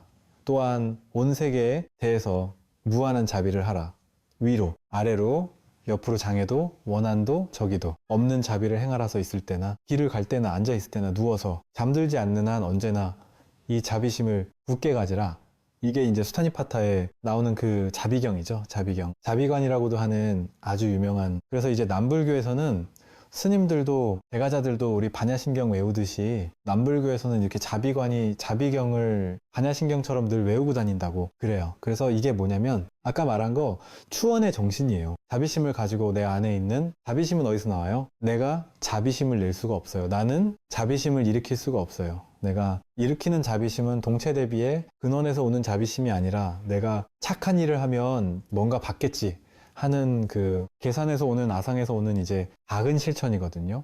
그거는 진짜 자비심이 아니에요. 그런데 나와 너를 둘로 나누지 않는 데서 오는 진정한 아상이 깨지는 이 자리에서 오는 자비심은 온 우주법기 전체에 동시에 퍼져나가 비국지성으로 이 동시에 퍼져나가는데 시간이 걸리지 않는단 말이에요. 내가 진실한 마음으로 일체 중생을 모두 행복할 수 있기를 축원하고 평화로워지기를 축원하고 그들이 진정한 행복과 안락을 얻기를 축원해 주실 때 그 마음은 동시간대 이 우주법계 전체에 일시 전파를 완료한단 말이죠. 말로 한다면 이게 양자물약에서는 이런 걸 실제로 막 검증해내고 그러거든요. 내가 마음을 일으키면 이 마음 일으킨 게 비국지성이라는 거예요. 국지적이지 않다는 거. 우리가 돌을 한번 호수에 던지면이 여운이 이렇게 파장이 점점 시간대별로 퍼져나가잖아요. 그런데 우리의 이건 조작의 유해 물질 세계에서는 이렇게 인과적으로 점점 퍼져나가는데 그 밑에 있는 한 바탕의 마음, 한 마음의 마음이 본질적인 이 마음자리에서 이 마음은 마음에서는 둘이 아니고 공간이 없어요. 오로지 하나예요. 곧장 접속하는 거예요.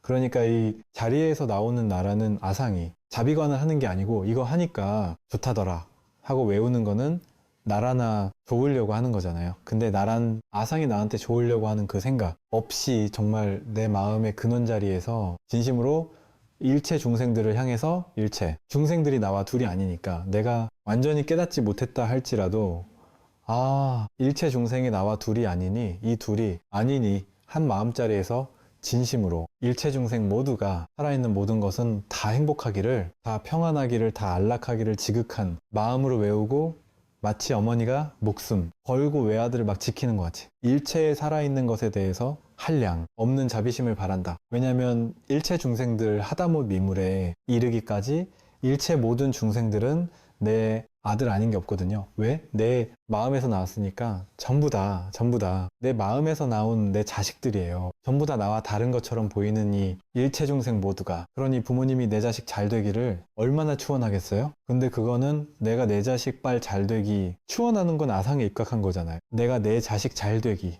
그럼 남들보다 내 자식 더 잘 되기를 원하는 거잖아요. 근데 이 자비과는 완전 결을 달리하는 우리가 한 번도 일으켜본 적이 없는 마음인 거죠. 일체 중생을 하다못해자 미물에 이르기까지 살아 있는 일체 모든 이들은 진심 진정으로 다 행복하라 평안하라 안락하라 하고 추원하는 이 마음은 곧장 우리의 근원에 본래 한 마음이 마음자리가 닿아서 이 일체의 온 우주 전체에 곧장 영향을 미칠 수 있단 말이죠. 또한 온 세계에 대해서 이 온 우주법계 전체 온 세계가 내 마음이거든요. 그 이 온 세계에 대해서 무한한 자비를 행하는 거죠.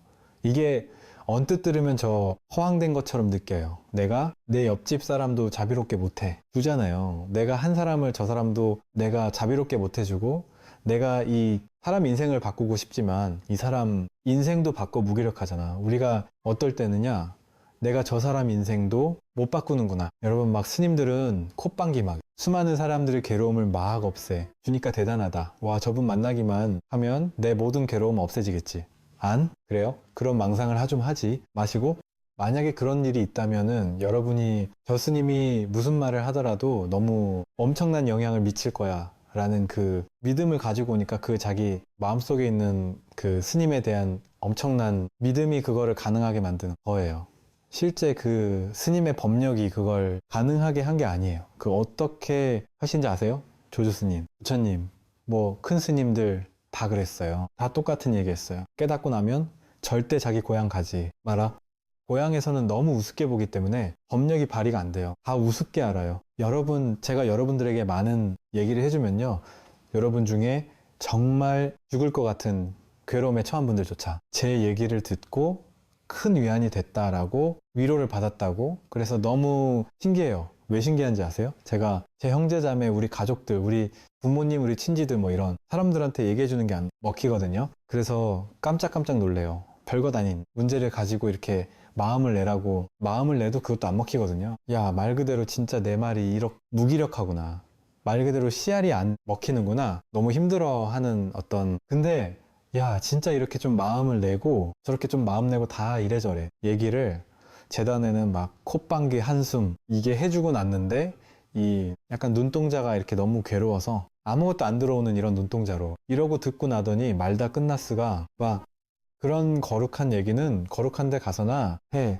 그렇게 얘기한단 말이에요. 그러면서 야, 내가 많이 물었구나 이런 생각해 본 적이 옛날에 있었거든요. 그까 그럴 수 있다니까요. 왜냐면 그게 그 스님에게서 나오는 게 아니에요. 자기에게서 나오는 거예요. 자기 분위기 때문에 여러분 스님이 따로 있고 부처님이 따로 있지 않아요. 내가 스님을 부처님을 받아들일 준비가 되어 있는 사람에게 자기 부처가 드러나는 거지. 내 바깥에 부처가 따로 없어요. 그러니까 그 스님을 통해서 자기에 있는 굴성을 내가 일깨우는 것이지 그 스님이 그러니까 부처님도 깨닫지 못하게 하잖아요. 부처님도 본문을 했는데 모든 사람 깨닫게 하지 않았잖아요. 부처님도 똑같았을 거예요. 부처님도 얘기를 했는데도 먹히는 사람도 있다니까요. 그러니까 법문은 아무 데서나 하지 말라고 했어요. 절에서 경전의 1장에 나오거든요. 법문은 아무 곳에서나 하지 마라. 아무한테나 하지 마라. 이랬단 말이야. 진짜 법문들을 귀가 있는 사람에게만 하라 그래요. 준비가 되어 있는 사람들에게만 법문으로 해야지. 그냥 아무개나 그냥 농담게 하듯이 막 법문하는 게 아니에요. 그게 안 돼요. 제가 옛날 군에 있을 때 이게 직관들은 이게 제가 이제 뭐 참모 역할을 할 때 보면 이 직관이 있으면 이 참모들이 이렇게 한 10명 이렇게 앉아가지고 참모밥, 저저밥 먹는 테이블이 있어요. 저쪽에 다른 간부들 먹는 테이블이 있고 참모 테이블이 딱 있는데 그 참모 테이블에 딱 안지밥을 먹고 나서 밥 먹고 라면 앉아가지고 어떤 지간은 그래요. 이제 돌아가면서 한마디씩 하라 그래요. 콧방귀 그러거나 아니면 이제 제가 이제 자주 가지를 않고 너무 또 안 가면은 또 그러니까 어쨌든 한 번씩 이렇게 가준단 말이에요. 그럼 이제 이분들이 꼭 이제 뭐 개그맨 보고 웃겨봐 이러듯이 우리만 떴다 하면은 오늘처럼 스님 오셨는데 좋은 말씀도 듣자 그래가지고 전부 조용. 갑자기 마이크를 갖다 드리다고 좋은 말 한 말씀 해주세요.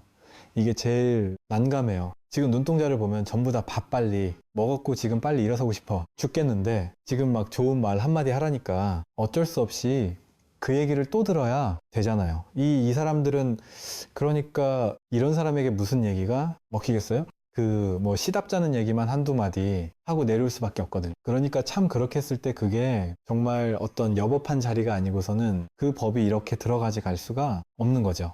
목을 가다듬음. 그래서 이 온 세계에 대한 무한한 자비를 향하고 위로 아래로 옆으로 장애도 원한도 저기도 없는 자비를 행하라.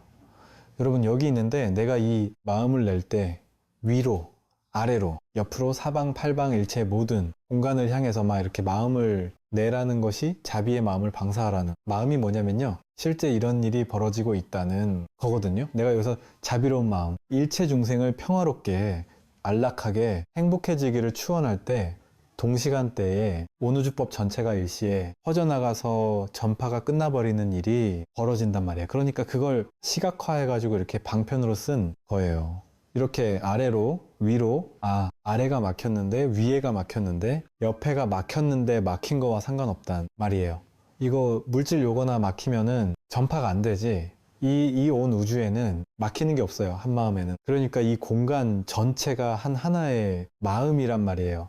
허공이 법신이란 말이에요. 그러니까 위로 아래로 옆으로 그 어떤 장애도 원한도 저희도 없는 어떤 티끌의 어떤 안 좋은 마음 없는 왜 너와 내가 둘이 아니나 마음에서는 그런 원한 장애 저희가 있을 수 있겠어요? 자기를 무한한 자식을 사랑하는 그런 무한한 자비심밖에 없단 말이에요. 그건 특별 같은 마음이 없어요. 그런 마음으로 자비를 행하고 서 있을 때나 길을 갈 때나 앉아 있을 때나 누워서 잠들지 않는 한 언제나 이 자비심을 굳게 지니는 것, 이게 도를 실천하는 거예요. 그 부처님께서는 자비를 실천하는 얘기를 많이 하시는 이유가 뭐냐면 동체대비라고 말하는 진정한 자비는 곧 진정한 수행과 다르지 않아서 그래요.